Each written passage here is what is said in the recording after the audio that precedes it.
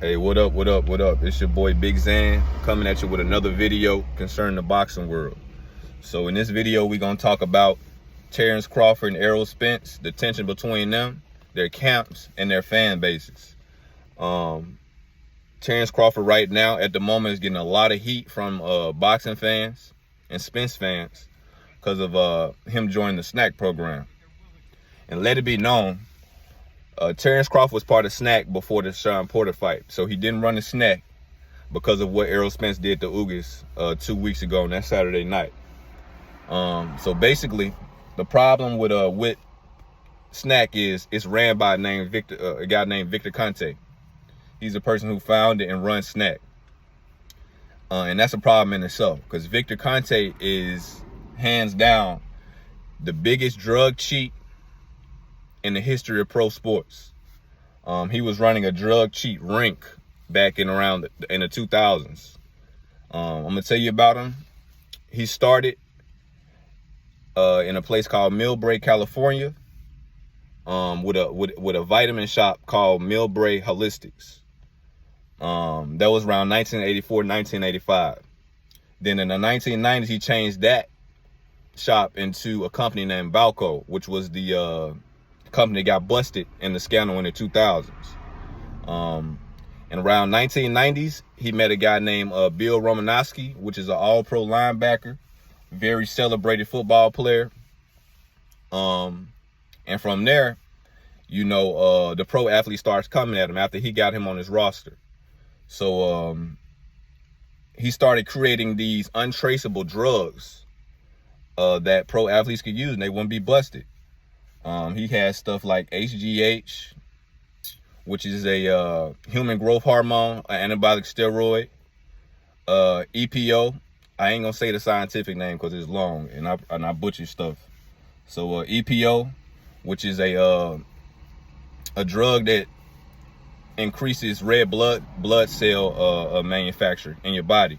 So, you know, more red blood cells, the better the oxygen flows around. He has something called modafinil, which helps, it increases the athlete's senses right before like a big game or whatever they about to do. I'm gonna tell you something, Victor Conte wasn't only in baseball and football, he was in track, and that's how he got busted. He was in other stuff like hammer throwing contests, all type of pro stuff. He got busted because of a track coach in 2002 turning a syringe to the commission from one of his pro track runners. They got the syringe and they had something on the syringe that they couldn't identify, and it was what was masking the drugs in the test. So from there, they launched a full-scale investigation. They put away a lot of athletes, Barry Bonds being in on Balco too. So that just lets you know the scale of it. And he got busted. They put the man away for 4 months. Like, I don't understand that. Like, you should go away for a long time because in pro sports, people can get hurt. People's lives change, and you up in here, you know, basically modifying performance levels. You get too out of hand, you can hurt somebody. But that's neither here nor there. The man went away for 4 months. He came out and he found this Snac. He's been in every pro sport but boxing for some like magical reason. And so he's made his name in boxing. He jumped into boxing. He didn't start at the bottom. He's starting at the top. He got guys like Shakur Stevenson, Terrence Crawford, Devin Haney. I think Shakur Stevenson is one of them. And other like pro boxers of that tier. We talking about top pedigree, pound for pound boxers. Great boxers. And that's what got everybody, you know, kind of woozy and wondering like, yo, what is this man Terrence Crawford really doing over there? Because you could go to any other nutritionist in the sport of boxing. You decide to go to Victor Conte, and this man is on record for saying, you know, oh, if I want to make drugs that aren't going to be caught, I can make them. You know, and you got Terrence Crawford and other top boxers over there. Terrence Crawford about to fight the biggest fight of his life, of his career, against Errol Spence. That's going to make, you know, Spence fans especially a little skeptical, you know, because there's other guys he could have won to. But that's neither here nor there. Me personally, I feel Terrence Crawford is the type of guy who wouldn't take any type of drugs or performance enhancing drugs, PEDs, to help him against another man in the ring. You know, you can tell he got a lot of dog in him. He got a lot of heart. He got a lot of pride. You know, he gonna fight you straight up even when he shouldn't. You know, and that's why I got him losing to Spence too, because just because of that same pride he got. He's not gonna run around the ring. He's not gonna let you bully him. You know, he a real warrior. He's a real brother. So with that being said, I don't see him like follow for nothing. Victor Conte might try to throw at him or nothing like that, but it does make you wonder what Terrence Crawford really doing over there. And I do understand like why people are kind of upset. You know, Errol Spence even himself has reposted things about Victor Conte, because Victor Conte came at him. Now I'm gonna show you something that's ironic. How you already busted as the biggest drug cheat kingpin in pro sports, and you coming at a guy who's never even tested positive for anything. You know, I was watching a video from Blu-ray, which is a sports nutrition that trained Errol Spence for like 11 of his most important fights. 2 of them title fights, I'm pretty sure, Kell Brook and Sean Porter. But he was like, you know, I watched Spence from the bottom to the top. You know, Spence was already hurting heavyweights and breaking orbital bones and doing all this. I'm not gonna say no names or nothing. And sparring. So you guys trying to call him a drug cheat for what he's did to Ugas, you know, that's no it's not ethical. You know, that doesn't make sense. And Victor Conte goes out on a limb, you know, says, oh, we're coming for you, Errol Spence. I see that you're using drugs and we're gonna find out. You know, don't throw salt on a man's name if they've never been, you know, even busted or even like suspected of using drugs like that. You know, Blu-ray, because he gets to see things that the reporters don't get to see with Errol Spence. He get to see things that we as boxing fans don't get to see. He was like, you know, Errol Spence won't even take a Tylenol, let alone some drugs. You know what I'm saying? So that's the type of guy Victor Conte is. He a slimy guy, you know, and working next to a boxing talent like Terrence Crawford, you know, it only makes you wonder, like, going to the biggest fight in your fight of your life.